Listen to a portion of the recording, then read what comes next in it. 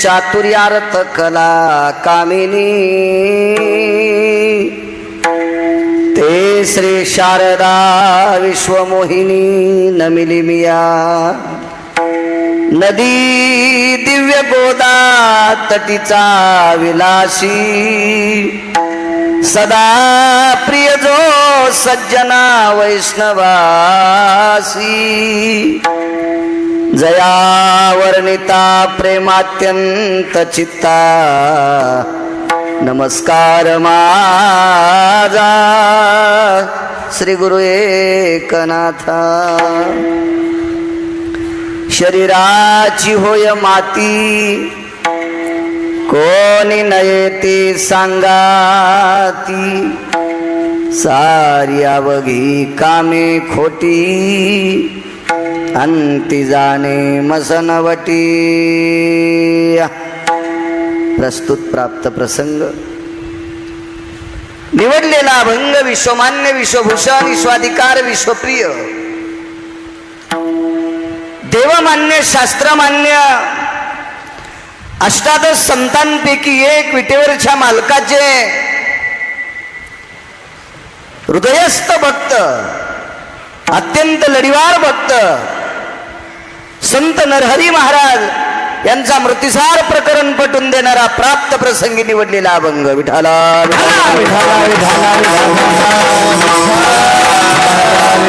प्राप्त प्रसंगी निवडलेला अभंग नरहरी महाराजांचा आहे। विको कमी करा माझा। या अभंगाद्वारे मालक नमूद करतात की एक न एक दिवस शरीराची माती निश्चित ठरलेली आहे। भला तो किती मोठा असू द्या। हे ते बोलतंय कोण? केवढाही मोठा असू द्या, सज्जनांनो एक न एक दिवस त्याच्या शरीराची माती निश्चित ठरलेली आहे। सृष्टीचा नियम आहे सज्जनांनो, सांगतोय मी तुम्हाला पुढे। सारी अवघी कामे खोटी अंती जाणे मसनवटी। मानवी जीवनामधली दोन कामं सोडून दिली तर सगळी कामं खोटी ठरतात।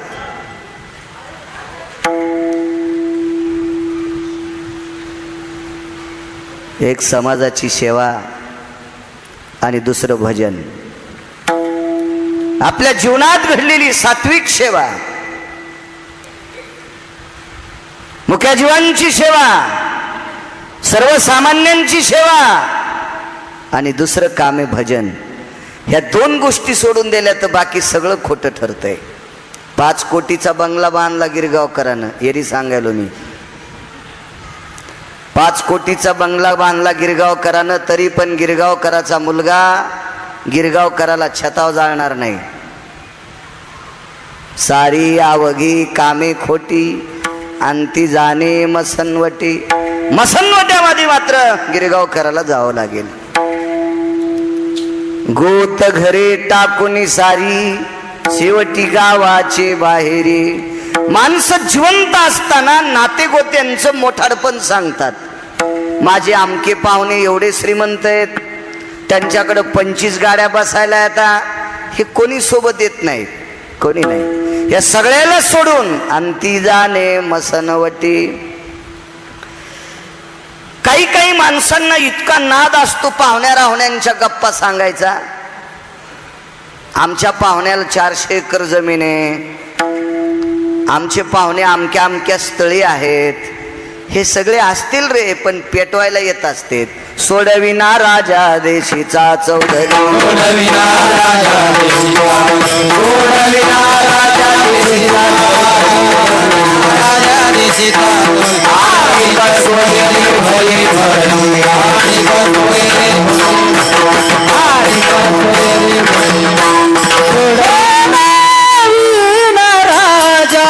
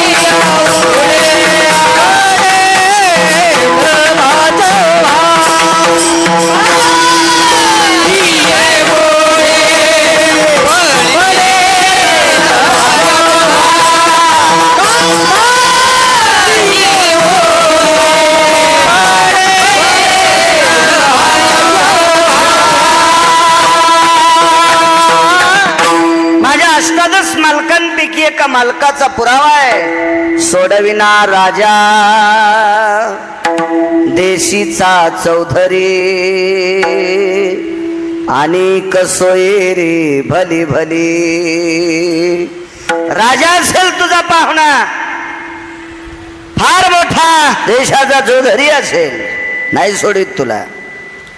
स्वजनाने गणगोत उपाय नाही हो चालत. एकदा दक्षिणेच्या राजाचं पत्र आलं की विश्वातल्या कोण्याच व्यक्तीचा उपाय चालत नाही, नाही चालत. ऐसे स्वप्नवता सार नरहरी जोडी तसे कर. भगवान पांडुरंग परेशाचे गोडशे भक्त नरहरी महाराज सांगतात, माणसांचं जीवन स्वप्नासारखं आहे, स्वप्नासारखं. सारखं माणूस स्वप्न रंगवत असते आणि ते स्वप्न रंगवत असताना एके दिवशी हातामध्ये रंगाची कलरची वाटी आहे, एका हातात ब्रश आहे आणि सहज हात हल्ल्या जातो आणि रंगवलेलं स्वप्न मोडल्या जातंय. तसं एक दिवस या शरीराला मळ्यात नेल्या जाते, त्याचं स्वप्न पूर्ण भंग केल्या जातंय. स्वप्नासारखं माणसाचं जीवन आहे. हा साधा सोपा सरळा भंगाचा अर्थ झालं कीर्तन. विठाला विठाला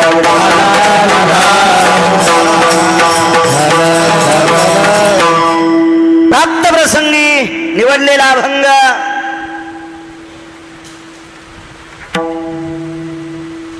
नरहरी महाराजांचा आहे.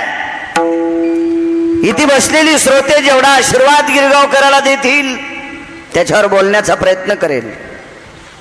तत्पूर्वी मोठ्या श्रद्धेने, मोठ्या अट्टहासाने, मोठ्या असीम प्रयत्नाने, भावयुक्त अंतकरणाने प्रथम पुण्यस्मरणाचं आजचं औचित्य आहे, निमित्त आहे. वैकुंठवासी, स्वर्गीय कैलासवासी, सत्यलोकवासी, गोलोकवासी बाबूरावजी मालक उर्फ भवानीदास भालचंद्रराव कुलकर्णी यांचा प्रथम पुण्यस्मरणाचा कार्यक्रम आहे. राजकीय क्षेत्रातलं एक नाविन्यपूर्ण रत्न.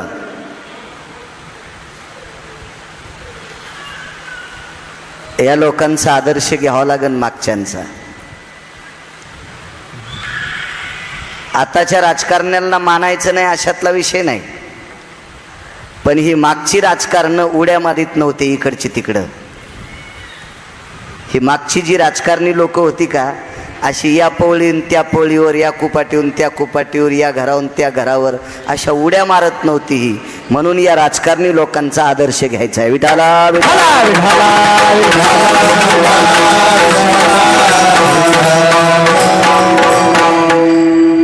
अशा एका हाडाच्या राजकारणी नेत्याचं प्रथम पुण्यस्मरण आहे. सामाजिक क्षेत्रात त्यांचा दबदबा, आध्यात्मिक क्षेत्रात दबदबा, राजकीय क्षेत्रामध्ये दिग्गज असणारे नेते त्यांच्या आवाजाला दाद द्यायचे. ब्रह्मध्वनीवर बोलत असतील, सरळ सरळ समोर बोलत असतील, त्यांना एक आदर मानायचे, त्यांचा एक आधार मानायचे. गोडसक किती पदं कमवली असतील, किती पदं भोगली असतील हा भाग सोडून द्या, पण एक गोडसक, एक नाविन्यपूर्ण दबदबा असलेलं रत्न वैकुंठवासी स्वर्गीय बाबूरावजी मालक. दक्षिणेच्या मालकाचा निरोप आला आणि त्या निरोपाला सामोरं जावं लागलं आणि हे लोकातली यात्रा सोडली. उपजल्या पिंडा मरण सांगाते. सज्जनांनो, या मृत्यूलोकामध्ये ब्रह्मांडाच्या मालकाचा नियम आहे, काशीतल्या मालकाचा नियम आहे, पंढरीश पांडुरंग परमात्म्याचा नियम आहे. या मृत्यूलोकामध्ये जीव दशेला ब्रह्मांडाचा मालक जरी आला, जीव दशेला आला, त्याला थांबता येत नाही. यरती पामर जीव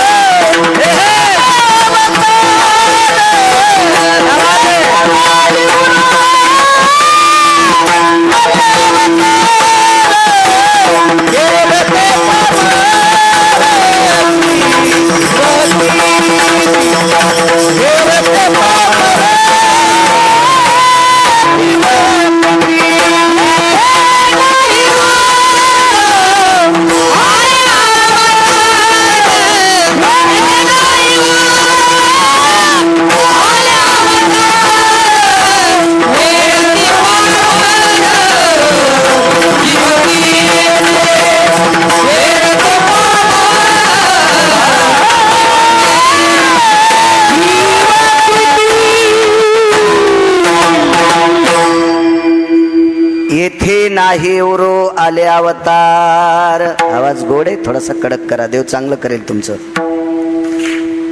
ये रती पामर जीव किती, ज्यानं सृष्टी सांभाळायची ताकद ज्याच्यात आहे,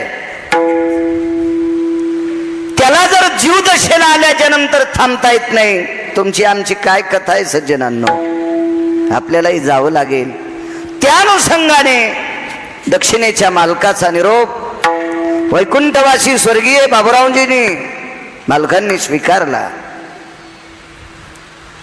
आणि त्या निरोपाला सामोरं जाऊन इहलोकातली यात्रा सोडली.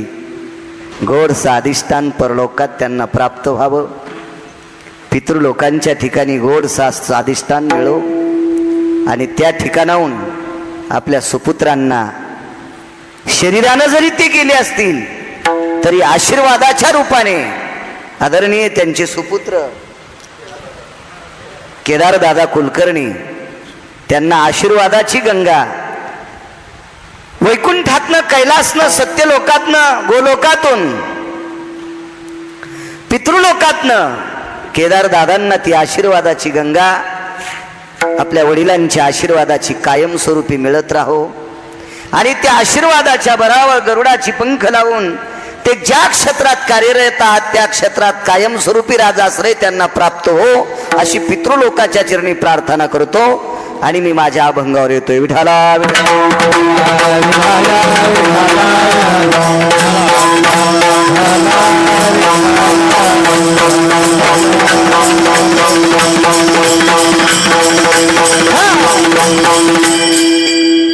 आदरणीय वैकुंठवासी गौरावजी मालकांचे सुपुत्र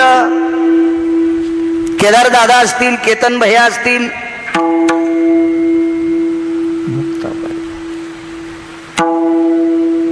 आदरणीय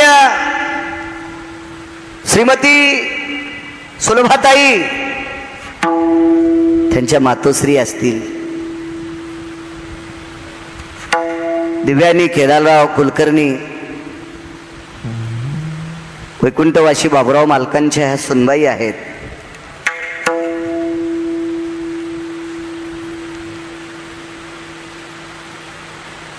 श्वेता, प्राजक्ता, डॉक्टर कीर्ती, राघवेंद्र पोटे, बऱ्यापैकी हा सात्विक सदाचारी पुण्यशील परिवार एका मोठ्याशा आधार वडाच्या छायेखाली वावरणारा परिवार, ज्यांच्यावर फार मोठं छत्र स्वर्गीय बाबुराव मालकांचं होतं.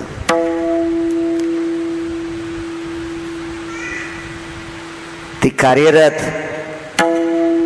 घोडशी अशी अधर्वी वडासारखी छाया दिसण्यासारखी जरी बाजूला गेली असेल तरी आशीर्वादाच्या रूपानं कायमस्वरूपी या कुलकर्णी परिवारावर स्वर्गीय बाबुराव मालकांची छाया राहो अशी पुनश्च एकदा पितृलोकांच्या चरणी प्रार्थना करतो आणि माझ्या अभंगावर येतो.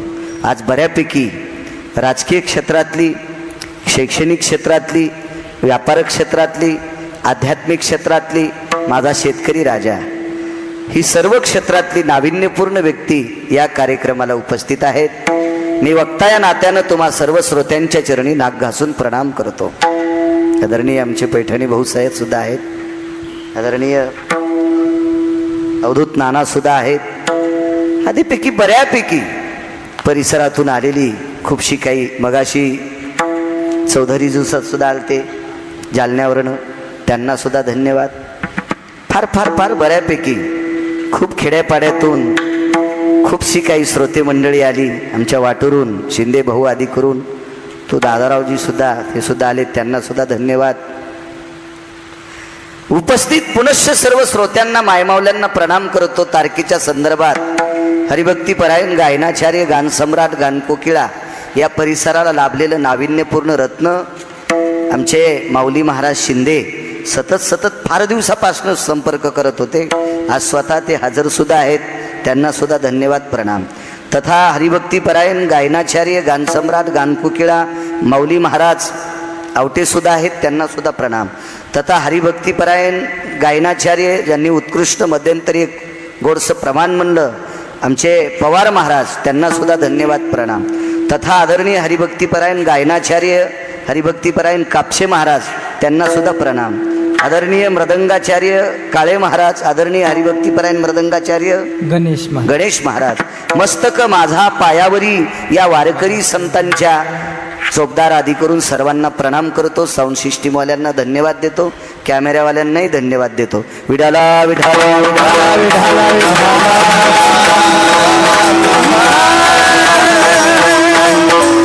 सज्जनांनो, कल्पना करा शरीराची होय माती. काही माणसांना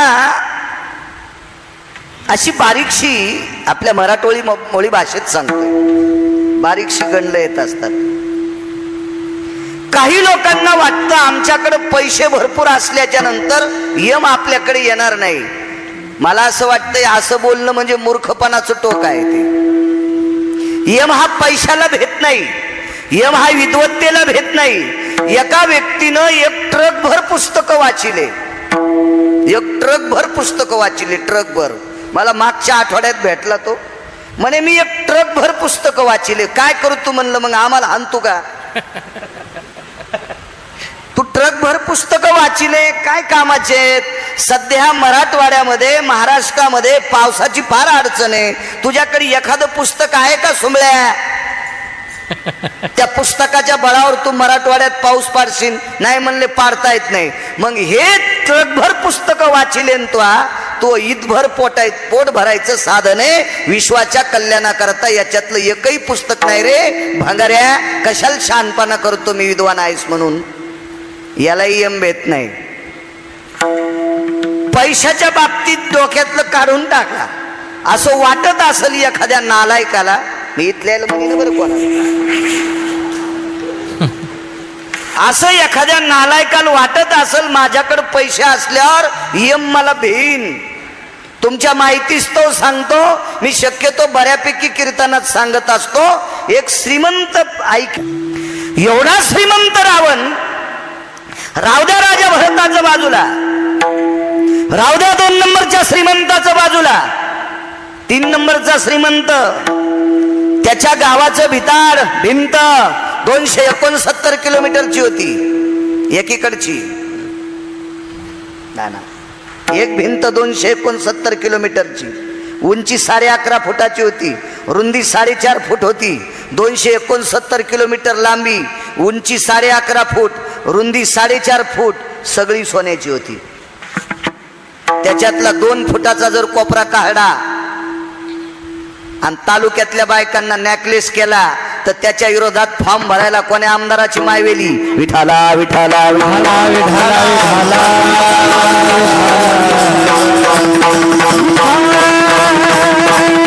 एवढा श्रीमंत, एवढा श्रीमंत. एक भिंत सांगतो, एक भिंत. त्याच्या नगरीतले पूर्ण पाषाण परीस होते. पाषाण परीस भूमी जाबुनंद, वंशाचा संबंध धातयाशी. धातया म्हणजे ब्रह्मदेव. त्याचा ब्रह्मदेवाशी सरळ संबंध होता नात्याचा. ब्रह्मदेवाशी नात्याची संबंध. ब्रह्मदेव किती चतुर आहे माहिती आहे? किती चतुर आहे, किती चतुर आहे. गिरगावकराचा अंगठा किती असला? आपल्याला काल मला वाटते 17 सप्टेंबरचं ध्वजारोहण झालं आपल्याकडे. आपण निजामाच्या तावडीत कालच्या तारखेला सुटलो, मराठवाड्यातली लोक. या भारत देशाची लोकसंख्या मी शाळेत असताना 70 कोटी होती. तिरंगा झेंडा कोणाचा? 70 कोटी लोकाचा. आता तिरंगा झेंडा कोणाचा? 135 कोटी लोकाचा. आता पुन्हा जनगणना होईल ना. पण 135 कोटी लोकांपैकी गिरगावकराच्या अंगठ्यावर जे ठसेत एकाच्याही ठशाला मिळत नाहीत. एवढ्या जागेवर बदल करणं, एवढ्या जागेवर 135 कोटी लोकांचा बदल करायचा आहे. एकाचाही ठसा गिरगावकराच्या अंगठ्याला जुळत नाही. ही चतुराई इथं या भंगारे पुस्तकं वाचिल्या नाही. कोणाला पुस्तक छापा वाटते आणि त्याला वाटतं आपलं पुस्तक प्रकाशित हो, लोकांना वाचा. अरे तो पुस्तक वाचील, तू लिहिल्यामुळं तुला बायको जगिता येत नाही. आम्ही तुझे पुस्तकं वाचिल्या, आमच्या सोडून जात्या. ही भंगारी पुस्तकं नाही वाचायची. याला विद्वत्ता म्हणत असतेत का? अरे विश्व निर्माण केलंय तो चतुरानने विधाता आहे, सत्य लोकाचा मालक आहे. दुसरं एक नाविन्य आहे का, 27 आश्चर्य येतं, त्याच्यापैकी एक आश्चर्य सांगतो. जगातली कुठलीही टाकी घ्या पाण्याची, 5,000 लिटर पाणी बसेल, 10,000 लिटर पाणी बसेल, 20 लिटर पाणी बसेल, 1,00,000 लिटर पाणी बसेल. तिला डोक्याच्या केसासारखं छिद्र पाडा, कालांतरानं टाकीत पाणी शिल्लक राहत नाही. सत्यलोकाच्या मालकाने तयार केलेली उभी टाकी, तिला 9 छिद्र पाडलेत, 9 छिद्र पाडलेत. या 9 छिद्रातून पाणी मनानं बाहेर येत नाही. काय विद्वत्ता असेल विधात्याची. आणि त्या ब्रह्मदेवाशी वंशाचा संबंध धातयासी, एवढा श्रीमंत रावण, एवढा श्रीमंत, तरी पण दुपारी 2:18 तरी पण दुपारी 2:18 पंढरपुरातल्या मालकाने भगवान प्रभू रामचंद्र या रूपामध्ये 2:18 बाण मारला आणि तेवढा श्रीमंत मारला गेला आणि समुद्राच्या तीरावर त्याचं शरीर पेटिलं. दुसऱ्या दिवशी सकाळी पाहायला गेले तर त्याच्या शरीराची राख आहे. म्हणून मालक पहिल्याकडे म्हणतात, शरीराची होय माती,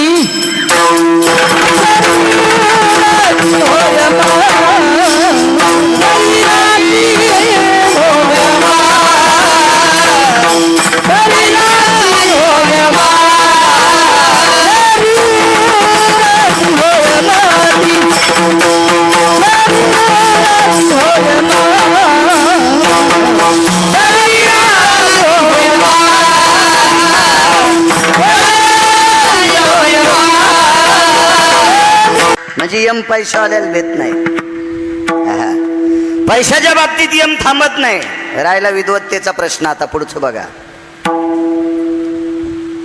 हल्ली शिक्षण महर्षी पदव्या फार लोकांना मिळाल्या असतील. पैठणे भाऊ, नाना, केदार दादा, खूप लोकांना मिळाल्या असतील. महाराष्ट्रात असतात पदव्या. एका विशिष्ट प्रकारच्या संस्कृत मध्ये प्रविष्ट असणारी एक व्यक्ती, त्या व्यक्तीचं नाव होतं कालिदास. कालिदास बऱ्यापैकी संस्कृतवर त्या व्यक्तीची पकड होती, कालिदासांची. आता त्या कालिदासांचा पुरस्कार लोकांना सुपूर्द करता येते. कालिदास अमक्याला पुरस्कार. तसा शिक्षण महर्षी पुरस्कार बऱ्यापैकी लोकायला या महाराष्ट्राच्या मातीमध्ये, या पवित्र भारत देशामध्ये शिक्षण महर्षी म्हणून पुरस्कार भेटला असेल. पण पृथ्वीवर जितके देश आहेत त्या देशात एक शिक्षण महर्षी झाला. त्या शिक्षण महर्षीचं नाव होतं महर्षी सांदीपनी. सांदीपनी नाव होतं त्यांचं. का सर्वात मोठे मालक कोणाला म्हणतात माहिती आहे?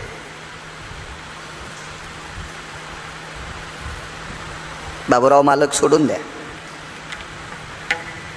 मालक कोणाला म्हणतात? वृक्षाचं पान ज्याच्या सत्तेशिवाय हालत नाही त्याला जगाचा मालक म्हणतात. राहिली हंता मग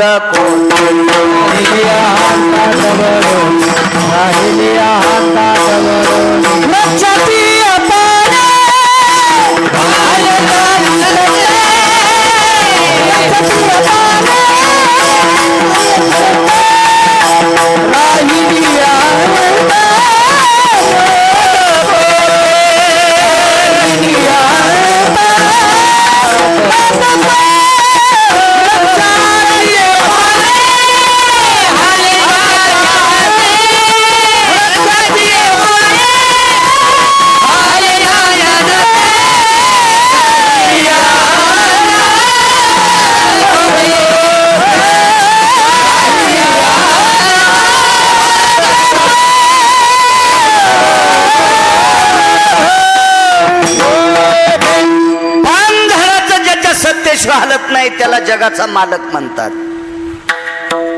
आपण किती लोकांनी येणं दिल्यावर पाऊस पडत?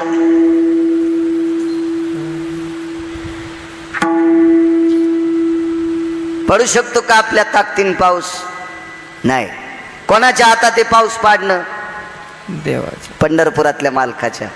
कोणाच्या हातात ते पाऊस पाडणं? काशीतल्या मालकाच्या. मधल्याना बिलकुल चाटू हाणायचीच नाही.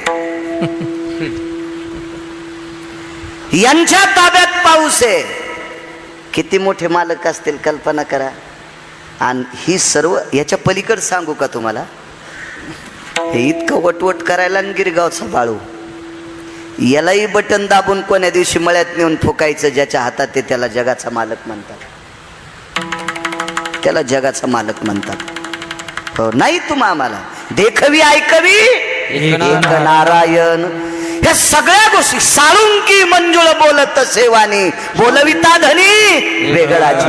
या सर्व गोष्टी ज्याच्या ताब्यात आहे त्याला जगाचा मालक म्हणतात.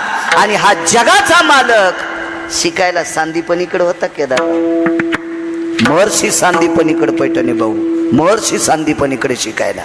मग कल्पना करा, एवढी मोठी व्यक्ती, विश्व चालवायची ताकद. अहो सूर्याचा प्रकाश त्याच्या कृपेशिवाय नाही.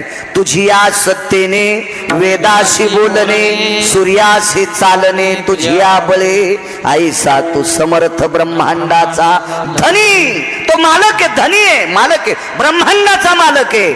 आणि हा पाटी आणि लेखन घेऊन शिकायला महर्षी सांदीपनींच्या इथं पंढरपुरातले मालक महर्षी सांदीपनीच्या इथं लेखन घेऊन शिकायला.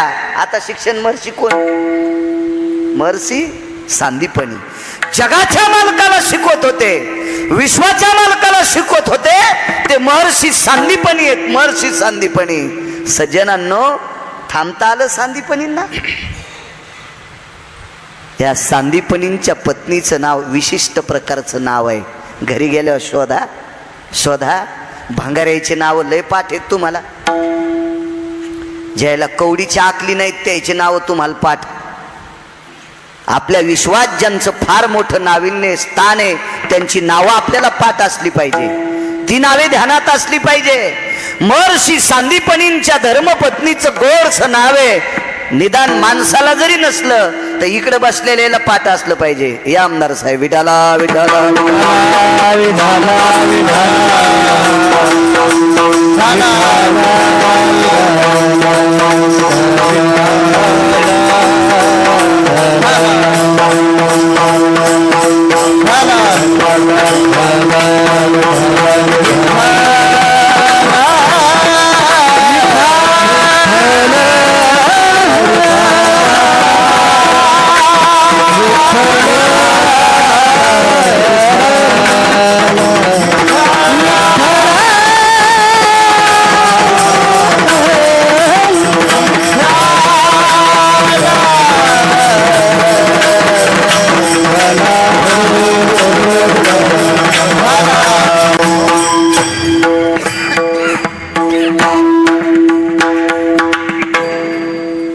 पंढरपुरातला मालक सांदीपनीकडे पाटील लेखणी घेऊन शिकायला. आवाज करा, थोडासा करा, मोठा करा, साऊंडला द्या, गोड करा.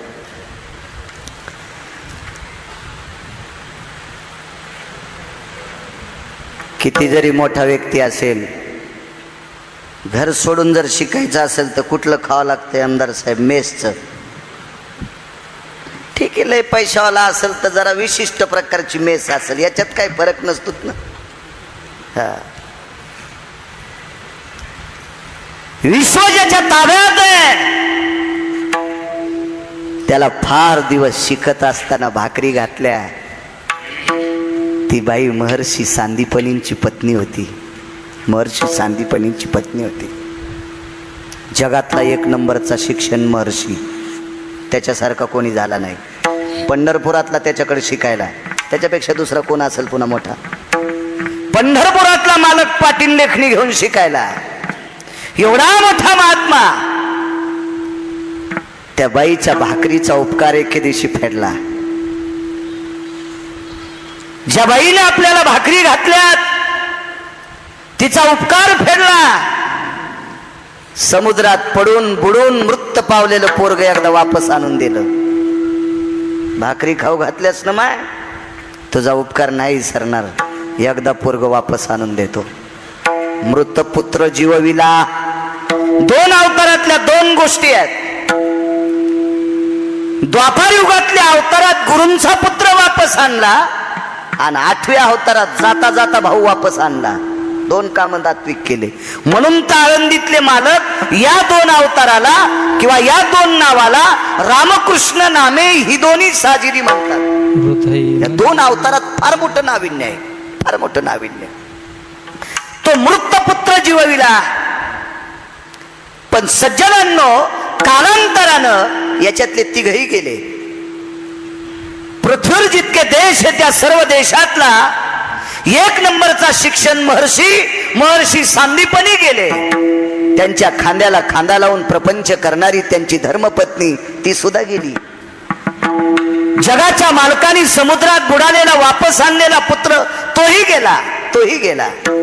एकदा मात्र महर्षी सांदीपनींच्या पत्नीनं देवाला चौकस बुद्धीने एकदा प्रश्न केला. कन्हैया, एक विचारू का रे, एक विचारू? काय आई साहेब, काय विचारा?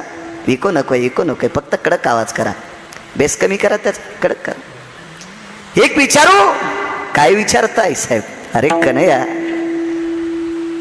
मागच्या वेळेस तू आमच्याकडे शिकत असताना, परत जात असताना गुरुदक्षिणेमध्ये मला माझा मृत पुत्र जिवंत करून दिलास.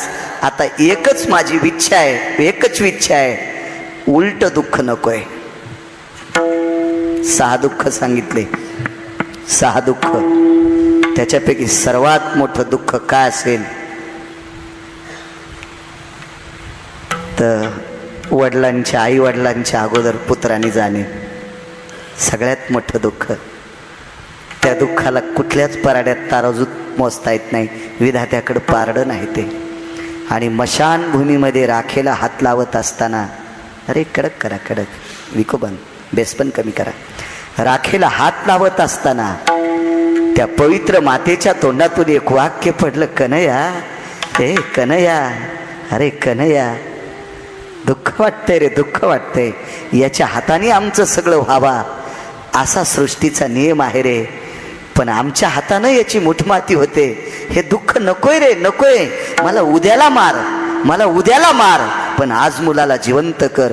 मशानभूमीमध्ये पंढरपुरातला मालक एका पवित्र स्त्रीचं दर्शन मसनवाट्यात पाया पडतो, मसनवाट्यात, आणि स्वतःच्या पितांबराने डोळे पुसले. माय, आता मला जिवंत करता येत नाही करता येत. साखरेचा ऊस तयार करणारी, ऊसाची साखर तयार करणारी जगात कारखाने खूप आहेत. ऊसापासून साखर तयार करणारे जगात साखर कारखाने खूप आहेत. ऊसापासून गुळ तयार करणारे जगात युनिट खूप आहेत. पण गुळाचा ऊस तयार होत नाही आमदार साहेब, आणि साखरेचा पुन्हा ऊस तयार होत नाही. साखरेचा नो हे ऊस. आईसाहेबाला सांगितलं, माय, एकदा फार प्रयत्नवाद केला आणि मग त्याला एकदा परत आणलंय, आता परत आणता येत नाही. दृष्टांत संपला. शिक्षण महर्षी जगातला 1 नंबरचा, नुसत्या भारतातला नाही, पृथ्वीवर जितके देश. सांदीपनी त्यांच्या धर्मपत्नी जगाच्या मालकाला भाकरी खाऊ घालत होती. विश्वाच्या मालकाला खांदा लावून बागडणारा एक पुत्र.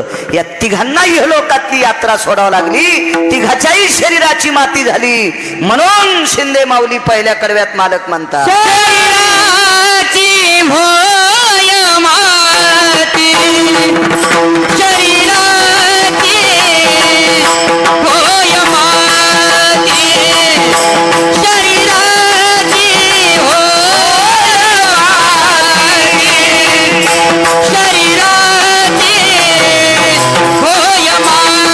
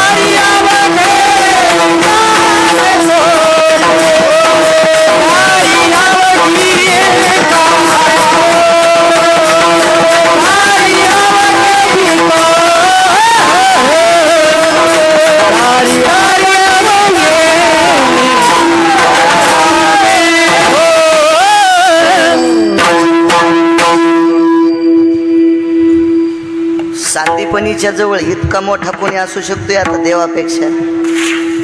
मग जगाचा बाप जवळ असताना जर सांदीपनींना जावं लागतंय, जगाचा बाप जवळ असताना जर त्यांच्या पत्नीला जावं लागतंय पैठणे भाऊ, जगाचा बाप जवळ असताना त्यांच्या मुलाला जावं लागतंय, बाबूराव मालक गेले हे मान्य करावं लागेल ना?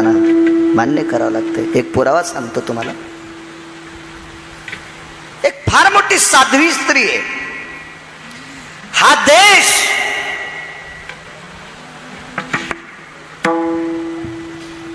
या भारत देशातली ओळख एक थोडस कधी कधी अभ्यास कर जा. या भारत देशातली ओळख ह्या देशातल्या पवित्र लोकांपेक्षा या देशातल्या पवित्र लोकांना जन्माला देणारी पवित्र स्त्री या भारत देशाची ओळख आहे.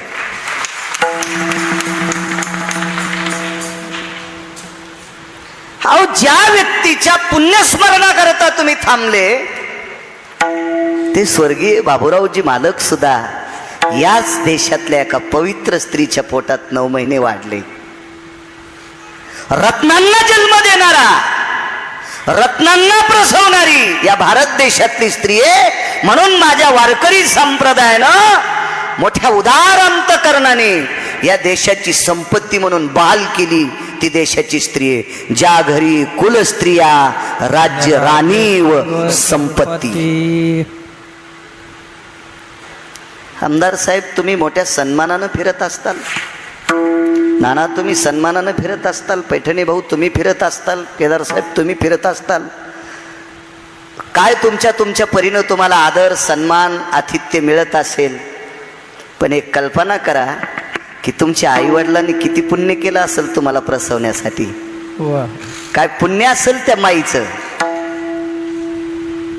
इथं बसलेल्या प्रत्येकानं ज्या ज्या क्षेत्रात कोणी वावरत असेल, कोणी शैक्षणिक क्षेत्रात असेल, कोणी व्यापार क्षेत्रात असेल, कोणी आध्यात्मिक क्षेत्रात असेल, कोणी माझा शेतकरी राजा असेल, पण आपल्याला प्रसवणारी आपली आई आहे या देशाची सर्वात मोठी श्रीमंती. तशी एक स्त्री एक मोठं उंच शिखर आहे. मला वाटते त्याला इंग्रजी भाषेमध्ये एव्हरेस्ट शिखर म्हणते. असं मला वाचनाचा नाद आहे. इंग्रजी कमी येते नाना मला. शिक्षण 7वी शिकलो ना, जास्त नाही शिकलो. काय कलेक्टर झालो असतो, काय त्याचा ताण घ्यायचा. आता काय कमी आहे मला, आहे का नाही. त्या कलेक्टरला तरी एखाद्या वेळेस तुमच्या ढवळ्या कपड्याचा फोन गेल्यावर सही करावं लागते. या पठ्ठ्याचा बॉस पंढरपुरात आहे, काही ताणच नाही ना. विठाला विठाला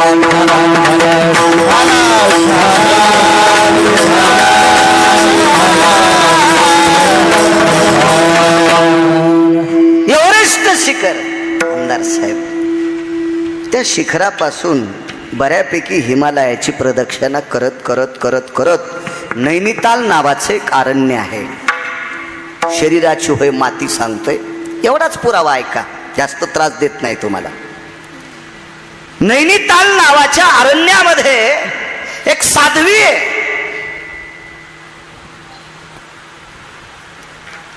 काही लोकांचा भ्रम असेल, जिनं लग्न केलं नाही ती साध्वी होऊ शकते, असा काही काही लोकांचा भ्रम आहे. काही लोकांना वाटतं जे लग्न केलं नाही तोच संन्यासी होऊ शकतो, तोच ब्रह्मचारी होऊ शकतो. मालकाचा एक पुरावा आहे. विधीने सेवन का मागं पुढं म्हणतोय मी, विषय त्यागाते समान. विधीने सेवन विषय त्यागाते समान. हा माणूस विश्वावरलं कुठलंही पद जिंकू शकतो. ताकद आहे त्याच्यात, ताकद आहे. आपण संन्यासी का होऊ शकत नाही. स्वतःची पत्नी सोडून जगात जी बाई दिसल, वयानं मोठी असली की तिला माय म्हण, आणि वयानं लहान असेल तिला बहीण म्हण. तू एक संन्यासी नाही, लाखो संन्याशाची बरोबरी तो करू शकतोय, लाखो संन्याशाची. पंढरपुरातल्या मालकाला 16,108 बायका, 16,108 बायका. वाक्य देहूतल्या मालकांचे, गिरगावकराचं नाही. देहूतल्या मालकाचं वाक्य, देहूतल्या मालकांचं. भोग भोगोनी ब्रह्मचारी, देहूतल्या मालकांचं वाक्य. मग 16,108 स्त्रिया जर सोडून दिल्या तर जगातल्या प्रत्येक स्त्रीकडं पंढरपुरातला मालक वात्सल्या दृष्टीनं पाहत होता, म्हणून ब्रह्मचार्याच्या यादीत आहे. ब्रह्मचार्याच्या यादीत आहे. ज्येष्ठ ती माते समाना, कनिष्ठ भगिनीची आपणा. कनिष्ठ म्हणजे लहान, तिला बहीण माना. मोठी असेल तिला माय माना. जिच्याशी लग्न केले ती सोडून. अशी ज्याची वृत्ती आहे तो कोट्यावधी संन्याशाची ब्रह्मचार्याची बरोबरी करू शकतो. ही ताकद आहे शास्त्राची. अशी एक लग्न करणारी स्त्री साध्वी आहे. आमदार साहेब लग्न झालेले तिचं, सात्विक स्त्री आहे. नाव बऱ्यापैकी आहेत, पण त्या माऊलीला आनंदबाई नाव होतं. आनंदबाई नाव होतं. आणि ही सात्विक सदाचारी पुण्यशील स्त्री आपल्या पतीसोबत भ्रमण करत होती. पतीसोबत. एक जण म्हणला, महाराज नवऱ्यासोबत बायको असल्यावर साध्वीच्या यादीत कशी येईल? ऐका. 55 ते 60 वर्ष प्रपंच केला, हातावर पाणी घेतलं आणि संकल्प सोडला, आणि दोघं यात्रेला निघाले. लेकराच्या स्वाधीन कारभार केला, निघून गेले. नैनितालच्या अरण्यामध्ये एक दिव्य तेजस्वी संन्यासी भेटला. तेजस्वी संन्यासी. किती तेजस्वी सांगतो तुम्हाला. 1949 ते 51 2 वर्ष शंकराचार्य पद बसवलेला व्यक्ती. विठाला विठाला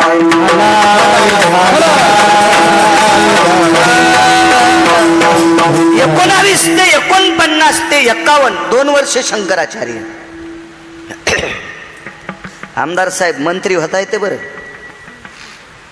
होता येते मंत्री. शंकराचार्य होता येत नाही, मला पण होता येत नाही. मी जर येडेवानी केलो तर मलाही मंत्री होता येईल, पण आमचं 10 पिढ्याचं पाप उतवालं समजायचं. परमार्थात पडलेल्या माणसाने इकडं तिकडं उड्या. आमचा एक पाहुणा चांगला भजन म्हणत होता, ग्रामपंचायतला उभा राहिला. 7.25 एकर जमीन फुकली, 19 शेळ्या इकल्या ना, आता नाशिकला खडे खांदायला. त्याला मी म्हणलं नको रे पडू याच्यामध्ये. अरे ते म्हणला बाकीचे लोक, अरे ते ज्याला पावता येते त्यानं उड्या हाणावं, तू कशाला येडेवानी करायला?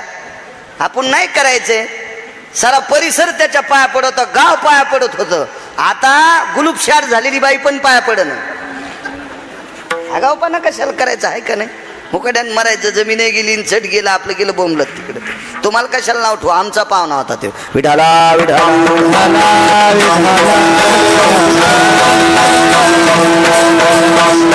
मंत्री होता येईल. वाटोरकर शिंदे भाऊ शंकराचार्य होता येत नाही. त्या शंकराचार्य पदाचा आमदार साहेब राजीनामा द्याला.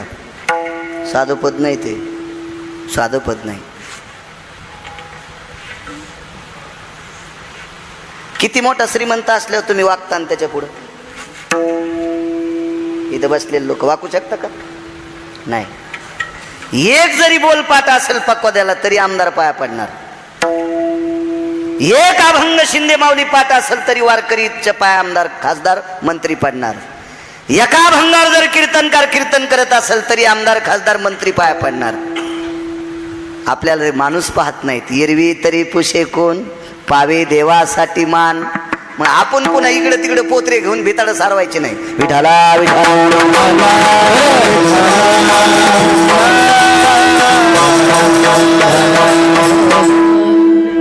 शंकराचार्य ज्याला देशातल्या प्रत्येक पदाधिकाऱ्याला प्रणाम करावा लागेल एवढं मोठं पद आहे शंकराचार्य. 4 पीठ आहेत भारतात, 4 पीठ. एका पीठाचे पीठाधीश शंकराचार्य.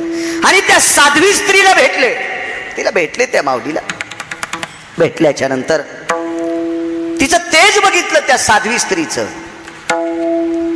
मला वाटतं ती कोणतीही उपास धरीत नव्हती. ती साध्वी स्त्री होती का?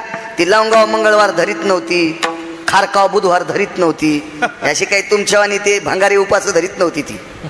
तुमचे चेहरे पाहिल्या पाहिल्या कळते किती मर तुकड्यात किती उपास धरतात तुम्ही. कोण सांगितले तुम्हाला उपास धरायचे? त्या महाराजाचं नाव सांगा, त्याला नदीलाच आणतो. काय नाही, आजचा असू द्या हो, आजचा ठीक असू द्या, ठीक आहे. वर्षाकाठी तो एक उपास असेल, त्याबद्दल काही मी नाव ठेवणार नाही.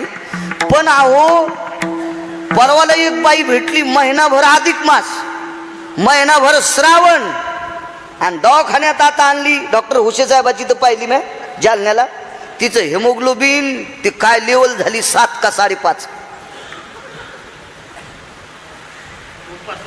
नुसत्या उपासामुळं. मग 2 महिन्याचा उपास धरल्यावर तिच्या सोयाबीन मध्ये पाऊस पडायला पाहिजे होता. कोणाच्या पडू की न पडू, पण पंढरपुरातल्या मालकानं काशीतल्या मालकानं तिच्या सोयाबीन मध्ये पाऊस पाडायला पाहिजे होता. तिची सोयाबीन पार डोक्या इतकरी व्हायला पाहिजे होती. सोयाबीन हुरपाळली,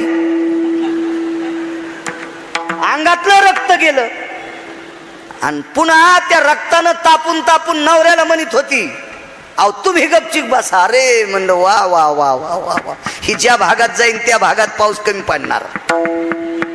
कोण सांगते तुम्हाला उपास करायचे? उपास ज्ञानोबराय तुकोबरायांनी सांगितला. एकादशी, सोमवार आणि प्रदोष 3 उपादाशा व्यतिरिक्त जगात कुठला उपास नाही, कुठलाच उपास नाही. हे सगळे तुम्ही भांगाऱ्या लोकांचे ऐकून उपास धरतात, नालायकानं सांगितलेले उपास धरतात. 2.25 महिन्याला ऑपरेशन करावं लागलं एका मुलीचं. अक्षिदा पडल्याच्या नंतर 2.25 महिन्याला गर्भाशयाची पिशवी काढी आमदार साहेब. डॉक्टरनं सांगितलं जास्त उपास धरीत होती. नका करू, नका काय होत नाही यानं. मी 250 ग्रंथ वाचलेत आतापर्यंत. मला 3 उपासाच्या व्यतिरिक्त उपास सापडत नाही. आणि माझ्यापेक्षा जास्त कोणी ग्रंथ वाचले असतील त्यानं 4था उपवास सांगावा. मी त्याच्या बुटा चप्पलचं मंदिर बांधतो. माईकवर बोलणं इतकं सोपं आहे. किती कॅमेरे चालू येते?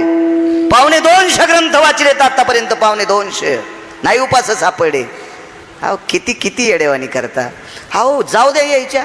आता उद्या नवरात्र सुरू होत्या आणि गणपती संपल्यावर नवरात्रात पोट्टे चपला घालीनच चांगले आडबांडगे कठाळ्यावानी. माईला नीट बोलणं, बापाला नीट बोलणं त्यो कठाळ्या. आणि नवरात्रात चप्पल घालीत नाही. 9 दिवस साबुदाणा खातू आणि दसरा झाला की घोरपडी धरी तू. अरे सुंबळ्या, तुला यम इतका हानीन भाडव्या, इंच भर जागा ठोणार नाही लाल करायची. विठाला विठाला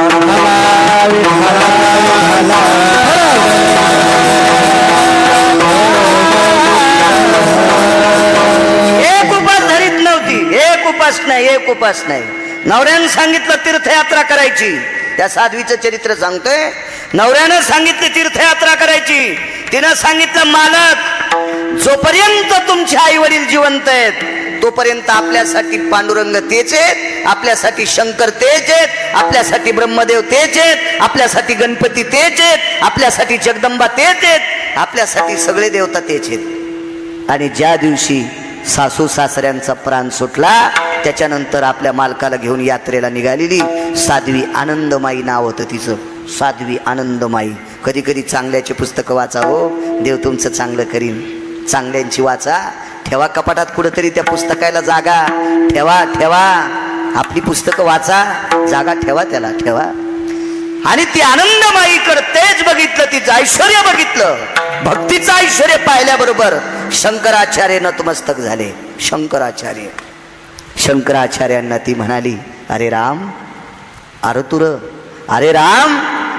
अरे तू माझ्यावर काय प्रसन्न होतो? माझ्यापेक्षा फार मोठी बुद्धिवान, माझ्यापेक्षा फार मोठं भक्तीचं शिखर गाठलेली अजून एक साध्वी स्त्री आहे, तिच्या भेटी करता जाय. शरीराची होय माती सांगतोय. उदाहरण क्रमांक 3 सांगायलो, 2 झाले, 3रं सांगतोय. आणि शंकराचार्य आमदार साहेब दिल्लीला आले. दिल्लीहून 120 मैल अंतरावर एक शहर आहे. त्या शहराचं नाव आहे आग्रा. आवाज कडक. आग्रा त्या शहराचं नाव. आणि आग्र्यामध्ये शंकराचार्य आले. आग्र्यामध्ये ज्या वेळेला शंकराचार्यांचं पदार्पण झालं त्यावेळेला ते खाली गावात आल्याबरोबर चौकात एक भिकारी दिसला. भिकाऱ्याकडे पाहत असताना प्रत्येकाचा दृष्टिकोन वेगळा असतो. साधा सुद्धा हे ते भिकारी किती परवडत कोणती लोक नाहीत माहिती आहेत का तुम्हाला? भिकार चोट. केदारराव, भिकारी कोणालाही परवडतो, फक्त भिकार चोट लोक परवडत नाहीत. तुमच्या नशिबाला तर भिकार चोट कावाची होणी. कारण भिकार चोट लोकांचं काहीच खरं नसतंय. सकाळी तुमचे भजे खातात, दुपारी यायच्याकडे जाते, संध्याकाळी त्याची खिचडी खातेत, आणि दणका चौथ्यालाच आणतात. हे भिकारचोट लोक असतात. हे फक्त तुम्ही म्हणत नसतात. आम्हाला याच्याशी काही गरज नाही ना. गावजेले हनुमान बहार आपल्याला काही समजत नाही. संन्याशाला लुगड्याचा भाव काय करायचा? संन्याशाला लुगड्याचा भाव माहितच ना. आपण त्याच्यातले संन्याशी, त्याच्यामुळे आम्हाला काही भीती नाही. तुम्हाला जरा भीती वाटते कशाला बोलायचं, त्याच्यामुळे तुम्ही बोलत नाही. भिकारी परवडला. भिकार छोट लोक चांगले नसतात. मी त्या भिकाऱ्याहून सांगतोय. आणि तो भिकारी स्वामी रामांना भेटला. साहेब, तो भिकारी सामान्य नव्हता. तो सूर्याला थांबत होता. हात केला सूर्याला, हात केला, हात थांबिलो सूर्याला. इतकी भिकाऱ्याची ताकद होती. त्या डाव्या हातात काठी होती, उजवा हात असा केलेला होता. भिक्षा मागू लागला. स्वामी रामांना नाही, तो रोज एका घरी भिक्षा मागत होता, एका पवित्र स्त्रीच्या घरी. त्या भिक्षेचं नाव आहे कांती भिक्षा. कांती भिक्षा. कांती भिक्षा म्हणजे शिजलेली पदार्थ, शिजलेली पदार्थ, तयार झालेला स्वयंपाक. आणि तळहातावर बसेल इतकाच खायचा, बोट सोडून एवढ्या भागावर बसेल इतकीच भिक्षा मागायची. तेवढी 12 वाजून 14 आत खायची दुपारी. आणि दुसऱ्या दिवशी पुन्हा 12 वाजून 14 तेवढी भिक्षा खायची. म्हणजे माणसाला जगण्यासाठी 9 तोळे अन्न लागते. माणसाला जगण्यासाठी 9 तोळे अन्न लागते. जास्त जे माणसं खातेत का, हे आगाव कुदमे करण्यासाठी खातेत. विठाला विठाला.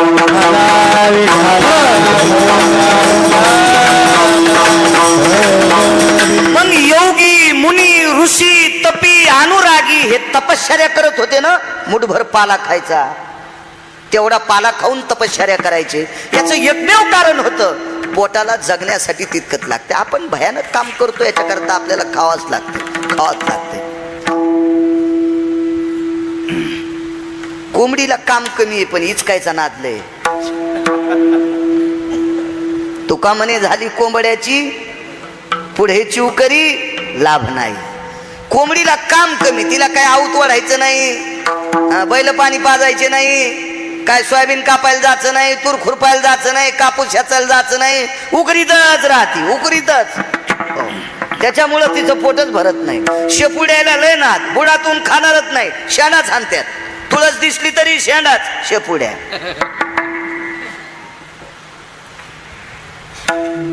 त्याच्यामुळं ते सारख्या सारख्या सारख्या. तसं आपलं जीवन झालंय, शेपुड्यासारखं, कोंबड्यासारखं. असो.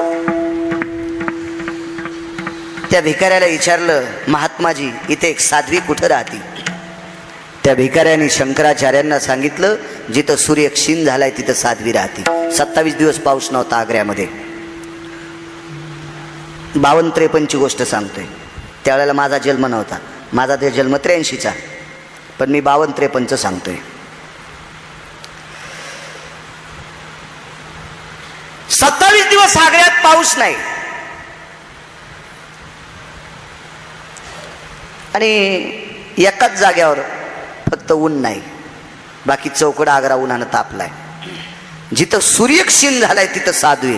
हे पत्ता सांगायची ताकद ज्या भिकाऱ्यात होती. भिकारी किती पावरबाज असेल कल्पना करा. स्वामी रामांनी त्याला प्रणाम केला आणि पुढे निघाले. तर स्वामी रामांच्या सोबत 2 शिष्य होते. त्यांनी रामांना विचारलं, मालकांना विचारलं, गुरुदेव हा भिकारी याला प्रणाम कसं काय केला? तर स्वामी रामांचं एक वाक्य ऐका, ते तुमच्या कामाचं आहे. इथं बसलेले तुमच्या सगळ्याच्या कामाचे राजकारणी लोकायचं. ज्याला मोठं व्हायचं असेल त्यानं बारक्यांना लहान म्हणायचं नाही.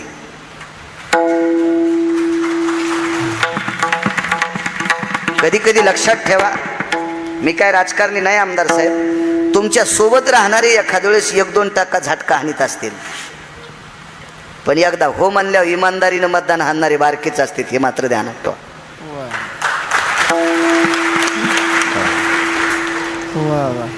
कारण ज्याला मोठं व्हायचंय का त्यानं बारक्या लोकांना लहान म्हणायचं नाही. एक पुरावा सांगतो, मी नेहमी सांगत असतो कीर्तनात. शहाणा आचार्य होतं, एक नालायक आचार्य होतं, बुजदिल मूर्ख आचार्य होतं, मूर्ख आचार्य. आणि आता ते गॅस वगैरे सगळ्या पद्धती आहेत, त्यावेळेला चुलांगणावर स्वयंपाक करायचे. आणि मोठा कार्यक्रम, आणि त्या कार्यक्रमात त्या आचार्याला बोलवलं. त्यानं सांगितलं बारकी लाकडं आणायचीच नाही, सगळी लाकडं मोठ्यालीच आणली. सकाळपासून चुलांगण पेटीत होतं, 4 वाजले तरी चुलांगणच पेटणं. माझ्यासारखा येळपट बाळू सारखा बाळू गेला आणि त्याला म्हणलं, अहो आता उद्या पाहुणे येणार आहेत, बुंदी तळायची, नुकती तळायची, चक्की करायची, चिवडा करायचा, शेव तळायची, बऱ्यापैकी गोष्टी करायच्या. चुलांगण कधी पेटवायलो ना, ते मला धोत्रावर म्हणल्यावर त्याला वाटलं येडपटच आहे का नाही. धोत्रावर लोक साधं मला कंडक्टर तिकीट देत नव्हतं, म्हणजे चिल्लर. एकदा आम्हाला जिंतूरला जायचं, 7.5 रुपये तिकीट आणि 50ची नोट दिली. काय कळतं का हो तुम्हाला? 7.5 रुपये तिकीट आणि 50ची नोट द्यायले. माझ्यासोबत एक थैली घ्यायला पोरगं होतं पॅन्टीवालं, मी त्यात जो 100ची नोट दिली. ते म्हणला जिंतूरचे 2 तिकीट देतो भैया. ते पॅन्टी पाहून कंडक्टर भैया म्हणलं, आणि मला धोत्रावर येडपटवानीच. मी खाली उतरताना म्हणलं, कंडक्टर साहेब ह्या धोत्राच्या नादी लागू नका, तुमच्यासारखे 100-150 मी आवताला झुपीन. म्हणजे धोत्रावरलेलं कोणी येडपटवानी समजित. कल्पना करा, धोत्रावाल्यांनी जमिनी ठेवल्यात म्हणून पॅन्टीवाले नीट खालेत. हे ध्यानात ठेवा. धोत्रावाल्यांनी जमिनी विकून बायका जर गोव्याला फिरायला नेल्या असत्या ना, धोत्रावाल्यानं जमिनी विकून बायका जर हनीमूनला नेल्या असत्या ना, तर पॅन्टीवाल्याला मुंबईला गटार उपसावं लागले असते. गटार. धोत्रावाल्याचा अपमान करू नका, त्याचा आदर ठेवा. केदारराव, ह्या धोत्रामुळे तुम्ही 2 कोटीच्या बंगल्यात राहिले, हे ध्यानात ठेवा. हे धोतर साधं नव्हतं. या धोत्राचा आदर ठेवा. घराच्या बाहेर पडत असताना याच धोत्रावाल्या व्यक्तीचा नमस्कार करा, विश्वात तुम्हाला कमी पडणार नाही. या धोत्राला नमस्कार करीत जा पहिला. हो, लई मोठी माणसं आहे ती धोत्रावाली. धोत्रावरल्याला येडपटवानी समजित. आजच आम्ही नदीवा लांडू लागलो. एक बाई धुणं धुता निघाली. आम्ही दोघं होतो, पोरायची माय मी. पोरायची माय म्हणजे माझी बायको. मी पुढं ती माग. त्या बाई नाट पिलं, लगेच आमच्या घरच्या सोबत सुरू लागली. मला धोत्र होतं, नेमकंच लग्न झालं आमचं 6 महिन्यापूर्वी. ती बाई तिला लगेच म्हणली, पुढचे तुमचे सासरे आहेत का काय?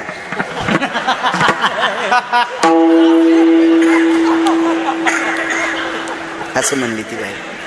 घरी आल्या आमच्या घरचे म्हणले, बाई तुम्ही का नाही कीर्तनात काही घाली जा, पण घरी आल्या पॅन्टच घाली जा. अरे म्हणलं, कुठं नादी लागावीच्या आता, हे अवघड काम झालं म्हणलं. सासूचं दुखायलं, डॉक्टर जावाई, अवघड काम झालं म्हणलं आता. पण औषध होतं माझ्याकडं, चांगलं औषध असल्यावर गुण येत असतो. मी मंठ्याच्या बाजारातून 2 पॅन्टी विकत घेतल्या. त्या पॅन्टीला मापाची गरज नाही. नाईट पॅन्ट कोणाची घाला आणि कोणी उपस्थान कोणी घाला, काय नाही, बेत नाही, फेत नाही, काय नाही. तिचं नावच संध्याकाळ पॅन्ट. नाईट म्हणजे संध्याकाळच ना ती पॅन्ट. आणि 2 कोयते आणले. पुन्हा तुळशीपाशी पॅन्टी टेकले आणि कोयते टेकले. दोन्हीची पूजा केली. मंत्र तर मला येतच होते. 27 वर्षापूर्वी डाटा झालेत मंत्र, ते डिलीट होत नाहीत. मोबाईल भारी आहे ना, तुमच्या मोबाईलचे बटणं दाबल्यावर जाऊन ते लोकायला जाते, याच्यातलं नाही जात. मंत्र गिंत्र सगळे म्हणले. तुळशीची मंजूळ ठेवली, अक्षदा ठेवल्या, गंधा अक्षदा फुलं वाहिले. आमच्या घरचे म्हणले, याच्यात काय? म्हणलं 2 पॅन्टी 2 नगाच्या. बाई कितीच खास आणल्यात. म्हणलं हो, मग आता चांगल्याच घालावं लागतं त्यांना. ठेव म्हणलं घरात नेऊन. पॅन्टी तिने घरात नेऊन ठेवल्या. मी लगेच कोयते घेतले आणि कोयत्याला नमस्कार केला. ती म्हणली, हे कोयते कशाला आणले हो? मी म्हणलं, लक्षात ठेव, धोत्र घालत होतं म्हणून लोक कीर्तनाला बोलित होते. पॅन्टी घातल्यावर लोक कीर्तनाला बोलिणार नाहीत, त्याच्यामुळे आपल्याला ऊस तोडायला जावं लागतंय. 14 वर्ष झाले, पुन्हा पॅन्टीचं नावच नाही काढलं तिने. म्हणलीत नाही पॅन्ट घाला, काय नाही. हे असं आमच्या घरी झालं नाही. तुम्हाला राग येईन म्हणून आमच्यावर घेतलं. हे सगळं तुमचं सांगायला लागलो. विठाला विठाला विठाला.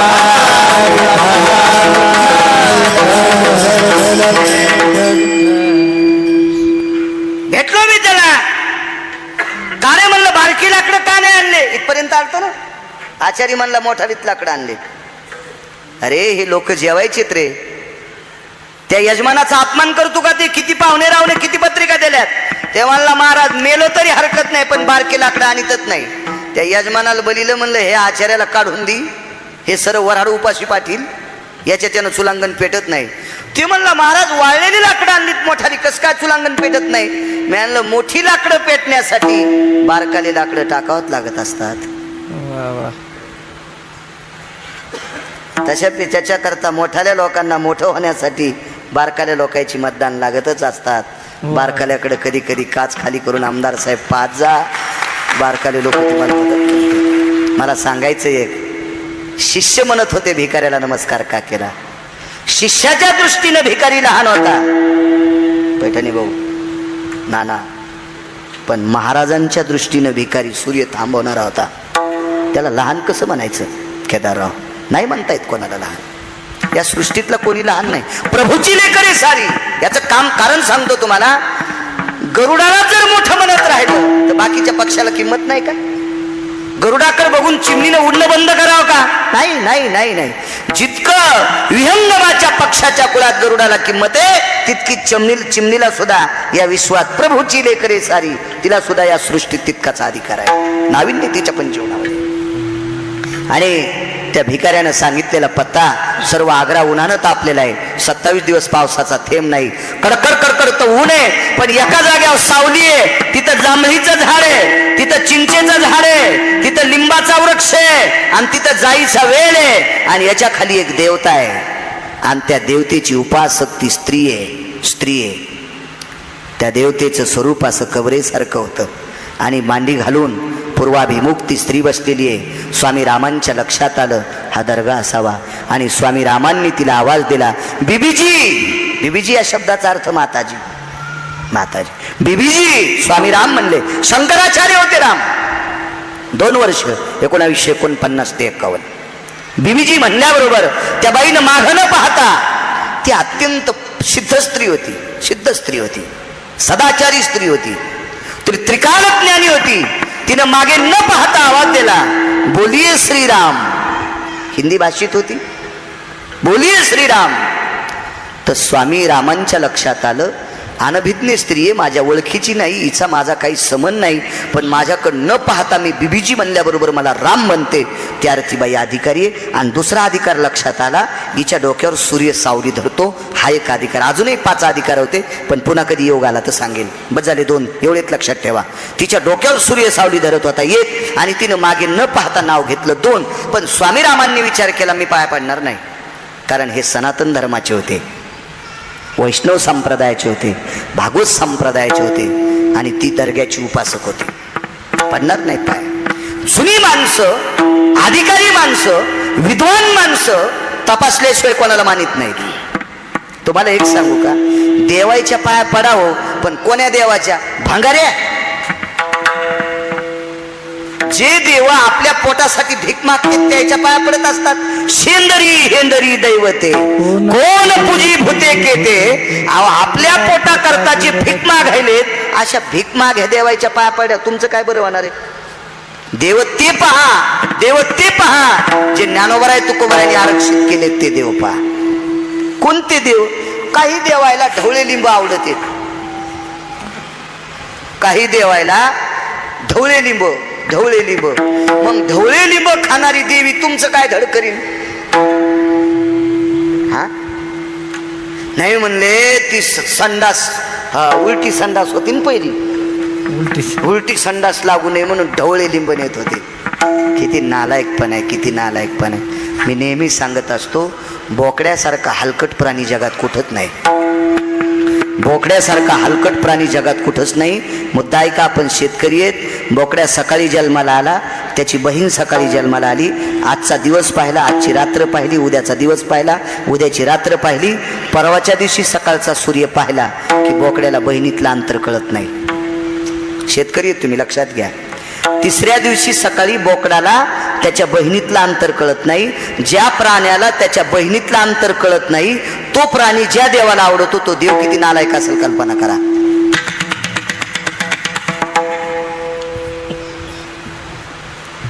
स्वामी रामांनी विचार केला, दर्शन घेणार नाही, पारखल्याशिवाय दर्शन घेणार नाही. 2 गोष्टी अधिकार आहेत. एक, न पाहता नाव सांगितलंय. एक, दुसरी गोष्ट, हिच्या डोक्यावर सूर्य सावली धरतोय. 2, पण अधिकार काय?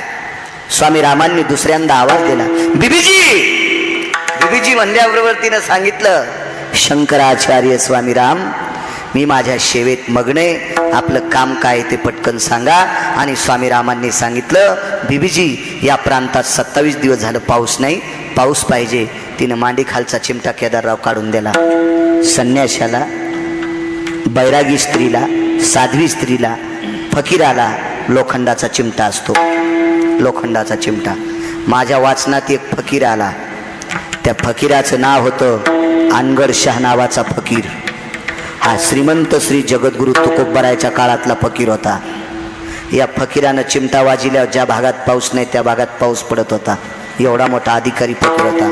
फकीर फक्त 400 वर्षापूर्वी एकाच व्यक्तीच्या पाया पडला. त्या व्यक्तीचं नाव होतं श्रीमंत श्री जगद्गुरु तुकोबराय. फकीर तुकोबरायच्या व्यतिरिक्त पाया पडला नाही त्या प्रांतात कोणाच्या.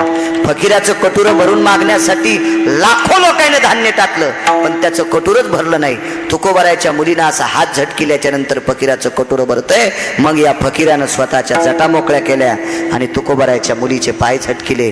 मोराच्या पेंढीनं तुकोबरायच्या मुलीचे पाय झटकिले. इतका सिद्ध फकीर होता, सिद्ध. आज तुकोबरायचा फोटो बघा कीर्तनातला. एका बाजूला रयतेचे राजा छत्रपती शिवाजी महाराज बसलेले, एका बाजूला मंबाजी गोसावी बसलेले.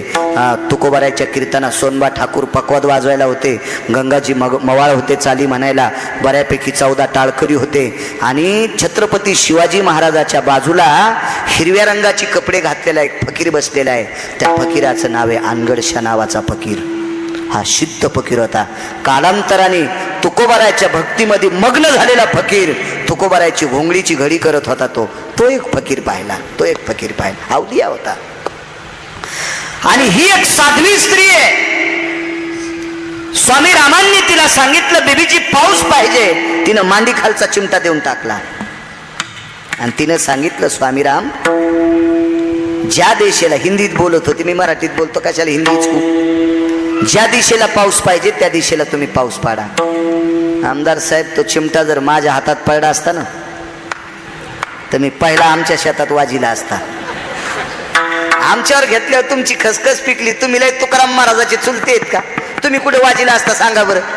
आधी घरच्या शेतात, मग जावायच्या शेतात, मग मित्राच्या शेतात, मग जवळच्या पाहुण्याच्या, आणि मग म्हणले असते आता तुमचं चलू द्या.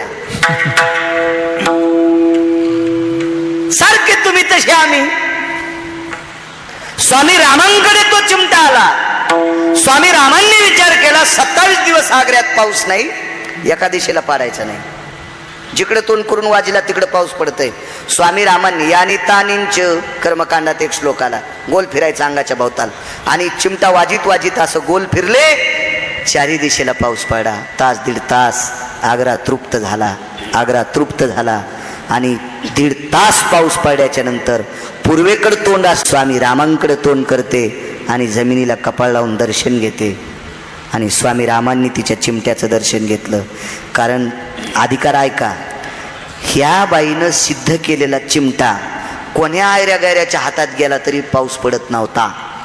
त्याला माणूसच तसा सिद्ध लागत होता. म्हणजे हिनं केलेला चिमटा सिद्ध.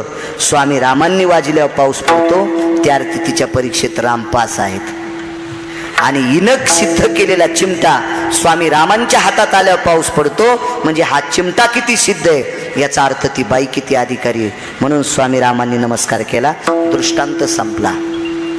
स्वामी रामांचा तो अधिकार, त्या सिद्ध स्त्रीचा तो अधिकार, सूर्य थांबवायचा त्या भिकाऱ्याचा तो अधिकार.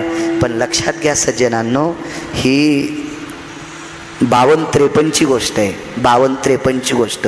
त्यावेळेला ह्या 3 लोकांचं वय काय असेल.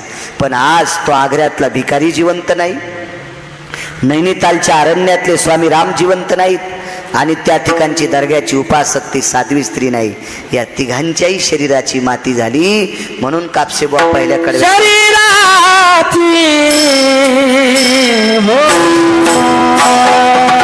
क्या बात है?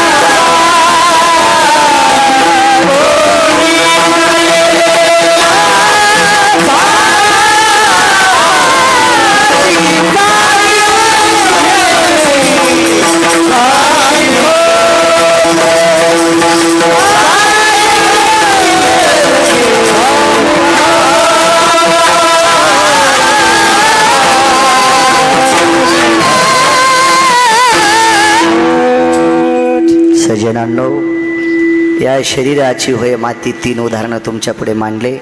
10 वाजलेले आहेत. मोठ्या श्रद्धेने, मोठ्या अट्टहासाने, मोठ्या असीम प्रयत्नाने आजचा हा प्रथम पुण्यस्मरण वैकुंठवासी स्वर्गीय बाबूरावजी मालक, राजकीय क्षेत्रातला एक उत्कृष्ट दबदबा असलेलं व्यक्तिमत्व, वैचारिक पातळी सांभाळणारं व्यक्तिमत्व, सर्व राजकीय क्षेत्रातल्या लोकांवर बोलत असताना त्यांची जी कमांड होती, जी पकड होती, ते अत्यंत लौकिकार्थ गोडसं ते बोलायचे. सर्व क्षेत्रातली लोक त्यांना गोडसं मान्यता द्यायचे. मी येताना आदरणीय डॉक्टर हुशे साहेब जालना हॉस्पिटलला मी येताना तिथं जाऊन आलो. इथे चाललो तर लागलीच त्यांनी सांगितलं, फार सात्विक, आमच्याकडे पण ते यायचे, खूप खूप खूप खूप गोडसं व्यक्तिमत्व. आणि या कुलकर्णी परिवारावरचा तो आधार कोंडमळलेला आहे. जरी शरीराने ते गेले असतील बाबूरावजी, तरी पण आशीर्वादाच्या रूपाने या कुलकर्णी परिवारावर गोड त्यांचा पितृलोकातनं मायेचा झरा कायमस्वरूपी राहावं, त्या आशीर्वादाच्या गंगेनं उंच उंच उंच उंच अशी भरारी त्यांची उंच जावो, अशी पितृलोकांच्या चरणी प्रार्थना करतो. गोड अधिष्ठान त्यांना स्वर्गामध्ये, कैलासामध्ये, वैकुंठामध्ये, सत्यलोकामध्ये प्राप्त हो, अशी भगवंताच्या चरणी प्रार्थना करतो. आणि माझ्या तोडक्या मोडक्या वाणीला विराम देतोय. आज या प्रांतातले, या परिसरातले विद्यमान आमदार आदरणीय उचे साहेब सुद्धा या ठिकाणी आलेत. मला मगाशी फोन केला त्यांनी, ते सुद्धा आलेत. साहेब, तुमची तारीख पंजाब भाऊनी फार मला आग्रह केला, मी घेतली. मी नवापूरच्या बॉर्डरला कीर्तनाला आहे त्या दिवशी, आणि खूप आग्रह केला, मला देता येत नव्हती, पण तुम्ही अशी दुखतीनच दाबली आहे का नाही पेटेने भाऊ. पंजाब भाऊचा फोन आल्यावर मला नकारता आलं नाही. मी म्हणलं काय करतो आता कसं तरी. ड्रायव्हरला म्हणलं कसं करायचं, ते म्हणलं आपली नाही ताकद, तुम्ही वरून या. हो, दिली मग तारीख. असो, आदरणीय विद्यमान राजकीय क्षेत्रातला प्रत्येक कीर्तनाच्या ठिकाणी, मी या भागात जिथं जिथं कीर्तनाला असेल तिथं तुमची हाजरी आहे हे मला माहीतच आहे.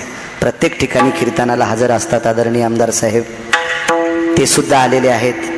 आदरणीय आमचे पैठणी भाऊसुद्धा आलेले आहेत. आमचे आदरणीय नानासुद्धा, अवधूत नानासुद्धा आहेत. बऱ्यापैकी राजकीय क्षेत्रातली वर्णी, आध्यात्मिक क्षेत्रातले शिंदे माऊली, खूप महाराज मंडळी आज या ठिकाणी आलेले आहेत. माझ्या ज्ञानोबराय तुकोबरायच्या नामाचं चिंतन करणाऱ्या या वारकऱ्यांच्या चरणी गिरगावकराचा नाक घासून प्रणाम. मृदंगाचार्य आदरणीय गणेश महाराज आहेत. मृदे सकलानि सुधीयनि चंदति कालति जायन्ते यक्षति किन्नर गंधर्वादि लोकपाल भय दिक्पालो चारुतिहासं परमति हंस हंस परा भय जायन्ते काग श्राद्ध भय हिरण्य श्राद्धो शंख श्राद्ध भय मुच्यन्ते रक्तं चंदन समर्पयामि अरक्त पुष्पं समर्पयामि अंगुष्ठादि स्नान भयो त्रिपिंडी भय नारायणो नागबली भय जायन्ते आप्तेष्टि भय छंद परा काल सर्प भय हितेषु वैकुंठाधिपतय नमः कैलासाधिपतय नमः सत्यं वासं पतय नमः गोलोकाधिपतय नमः कालाक्षा भय निधि गंगा भय व्यालाक्षे भय स्तुतिरो मर्मज्ञा भय संख्ययोति मुच्यन्ते भय जायन्ते ससर्गति रूप भयातिथि व्यालाक्षाति भयन्दिते रक्तं चंदन समर्पयामि अरक्त पुष्पं समर्पयामि अंगुष्ठाधिष्ठान भयो अंगुष्ठाधिष्ठान भयो अंगुष्ठाधिष्ठान भयो नमः